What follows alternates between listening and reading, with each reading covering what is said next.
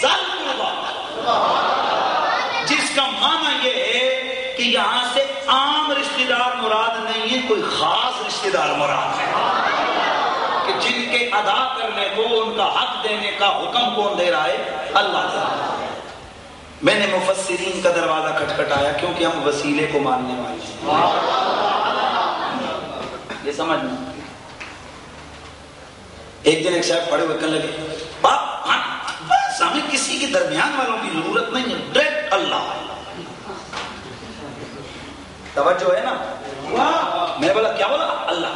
میں نے ایسے کیا قرآن، میں نے کہا یار یہ قرآن میں اللہ فرماتا ہے قالوا اضغاث احلام وما نحن بتأویل الاحلام بعالمین وقال الذي نجا منهما وادكر بعد أمة أنا أنبئكم بتأويله فارسلون۔ میں نے کہا جناب ذرا اس کا ذرا معنی یہ تھوڑا مسئلہ سمجھیں، قرآن کیا کہہ رہا ہے؟ قرآن نہیں، سوری، اللہ کیا کہہ رہا ہے؟ آئے ذہن حاضر رکھو سارے۔ میں نے کہا یہ اللہ کیا کہہ رہا ہے؟ بولا جی ترجمے والا قرآن لے آؤ۔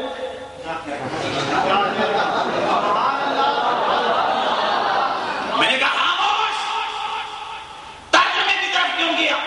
کہا جناب اس کے بغیر میں آپ کو کیسے سمجھا سکتا ہوں؟ میں نے کہا پتا چلا قرآن سمجھنے کے لیے بھی درمیان میں کسی ترجمے کی ضرورت ہے۔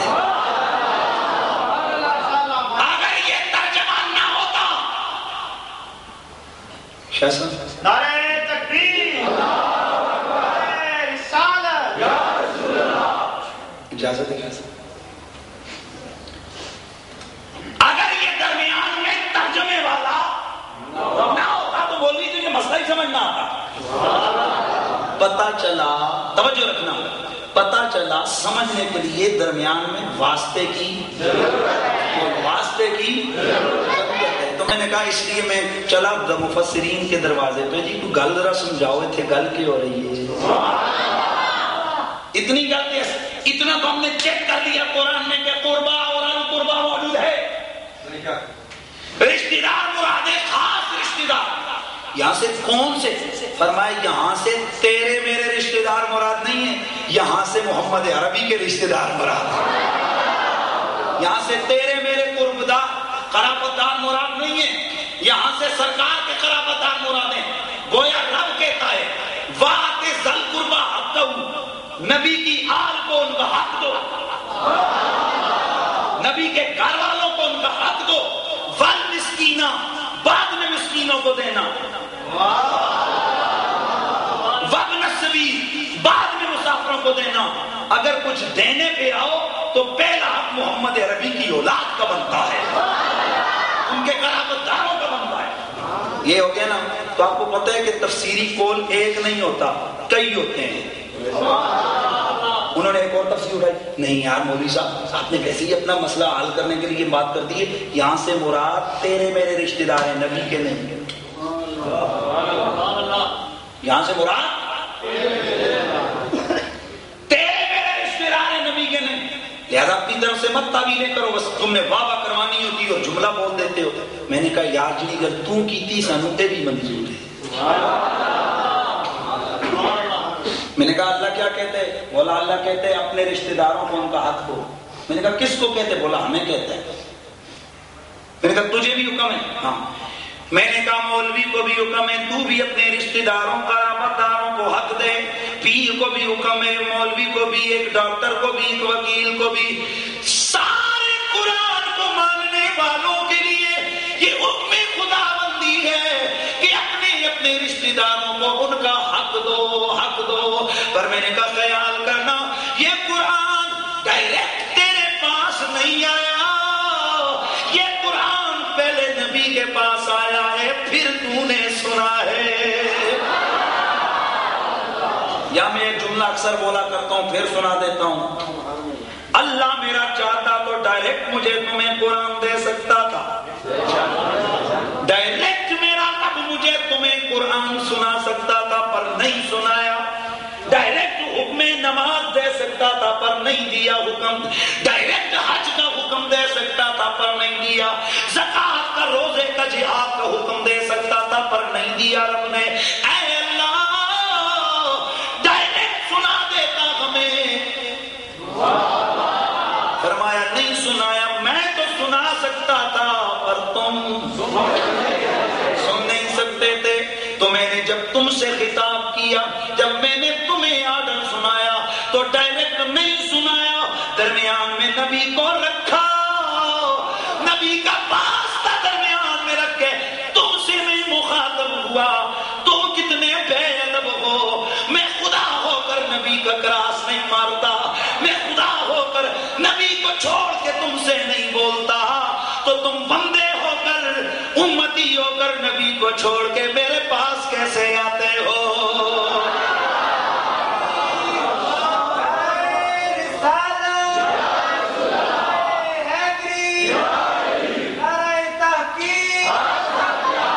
اسی لیے ہم سنی کہتے ہیں کہ ولی سے ملا،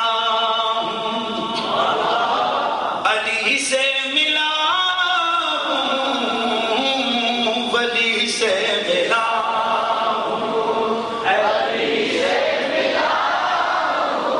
علی سے ملا،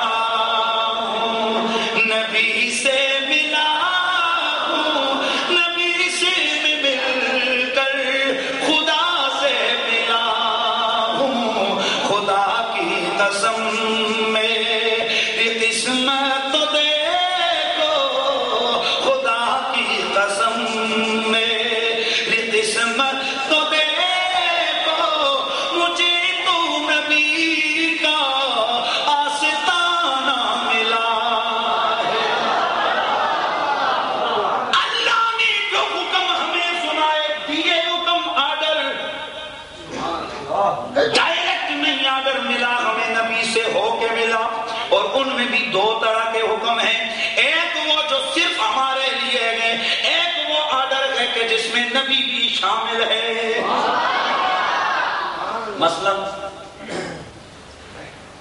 جس طرح ادب کی جب آیتیں نازل ہوئی، یا ایھا الذین آمنوا لا ترفعوا اصواتکم فوق صوت النبی، یہاں یہ آرڈر صرف نبی کو نہیں بلکہ صرف امتی کو ہے، لیکن جب حکم دیا وَأَقِیمُوا الصَّلَاةَ وَآتُوا الزَّکَاةَ وَآتُوا الزَّکَاةَ وَارْکَعُوا مَعَ الرَّاکِعِینَ،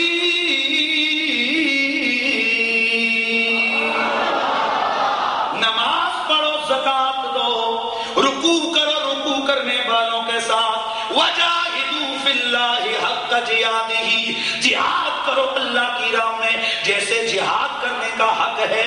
یہ وہ حکم ہے کہ جن میں اللہ کا نبی بھی شامل و شریک ہے، تو اب ان عملوں پر، ان حکموں پر سب سے پہلے عمل میرے رسول نے کیا ہے، نبی نے نماز پہلے پڑھی، امتی نے نماز، چلو تمہاری مان لی ہم نے کہ فآت ذل قربا کے اندر حکم سب کو ہے،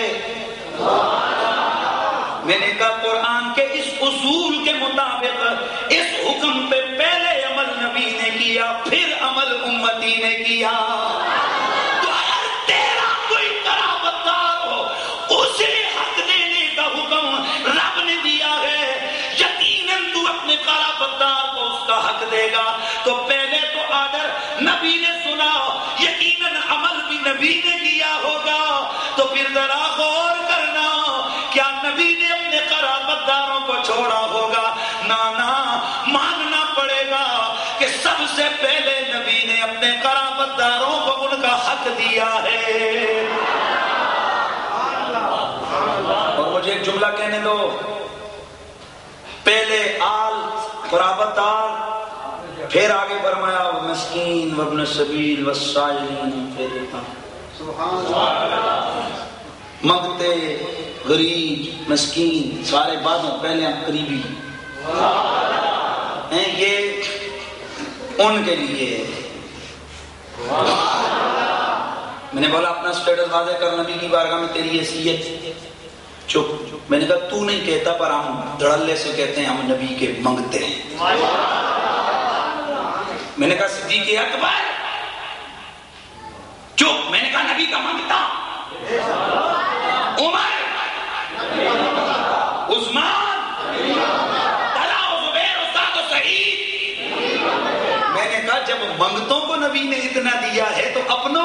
دیا ہوگا, قرابت داروں کو کتنا دیا ہوگا. ماننا پڑے گا کہ میرے رسول نے حق دیا تو پہلے اپنی آل کو دیا. کس کو دیا ہے؟ اپنی آل کو دیا ہے. پریشان نہ ہو, اے آل انہاں دی نہیں.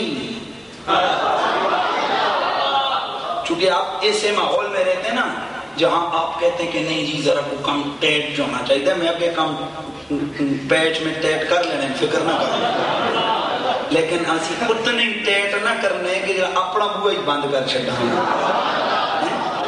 کیونکہ آل رسول کے ہم مخالف تھوڑے ہی ہیں, ہم تو یہ بتانے آئے ہیں کہ آل کی محبت کا اصل حق تو سنی ادا کر رہا ہے.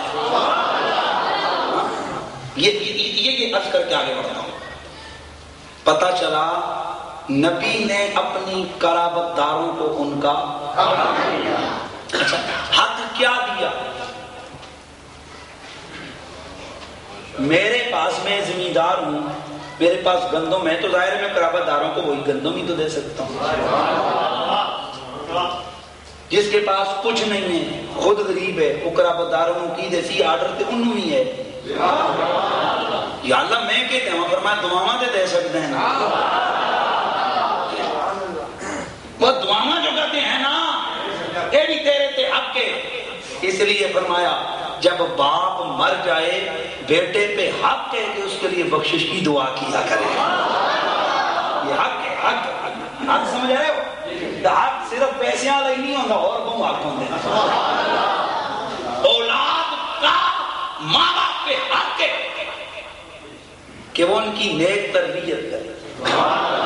اور میرے رسول نے فرمایا ادبوا اولادکم ثلاث خصال. اللہ کے لفظ بھی آتے ہیں لیکن جو عرض میں کر رہا ہوں حدیث اس طرح ہے. اپنی اولاد کو 3 عادتیں جلدی جلدی سکھایا کرو. 3 خصلتیں اولاد کو سکھایا کرو. کون سی؟ حبی, میری محبت. حب اہل بیتی, میرے گھر والوں کی محبت, میری اہل بیت کی محبت. پھر فرمایا وتلاوت القرآن, پھر انہوں نے قرآن بھی پڑھایا کرو. پتہ چلیا مولویاں کو بھیجن تو پہلے اساں عاشق رسول تے عاشق اہل بیت بڑھا کے مولوی کو بھیجیا کرو. کی مطلب ہے اس کا؟ بچہ کان کھولے, اکھ کھولے, سنن جوگا ہوئے تے کنا وچ نبی نبی کر دے ہاں, نبی نبی کر دے ہاں, اے پیار دا دم سی بھر دے ہاں. بھئی اولاد کو یہ 3 عادتیں سکھاؤ. نبی کا پیار, نبی کی آل کا پیار. تیار لوگوں پٹھا کام شروع کیتا ہے. حافظ غلام اللہ, حافظ عبد اللہ, حافظ بدر اللہ, حافظ کلیم اللہ, حافظ فلانا فلانا فلانا فلانا. سمجھتے ہو نا؟ میں نے پوچھا 2 کام پیچھے جڑے اصلی جڑے پہلے تو اسی تک گنتی 1 2 تو شروع ہوندی نا, انہاں کہ نہیں 10 2 1. دسو یار اے بھی کوئی عقل دی گل ہے؟ اونچا بولو نا. پتہ چلا پہلے تلاوت قرآن نہیں, پہلے نبی کی محبت. اتھوں پتہ لگے جڑا سنیاں دا نعرے نا کہ ہم محبت مصطفیٰ چاہتے ہیں, یہ کوئی اپنا بنایا دا نہیں, یہ نبی دا تربیت کردہ نعرہ ہے. پھر آل کی محبت, پھر قرآن میں پھر آکھن لگے ہیں ساڈا محلہ تے ٹھیک ہے. دوسری طرف آئے انہاں کہا جی نبی دا پتہ کو نہیں پر آل دی محبت, وہ بھی ادھی یاد, وہ بھی ادھی یاد. نہ عائشہ نے نہ خدیجہ نے, میں حیران ہے, میں کیا حیرت دی گل ہے. فاطمہ تے آل وچ ہے تے فاطمہ دی ماں نکل گئی.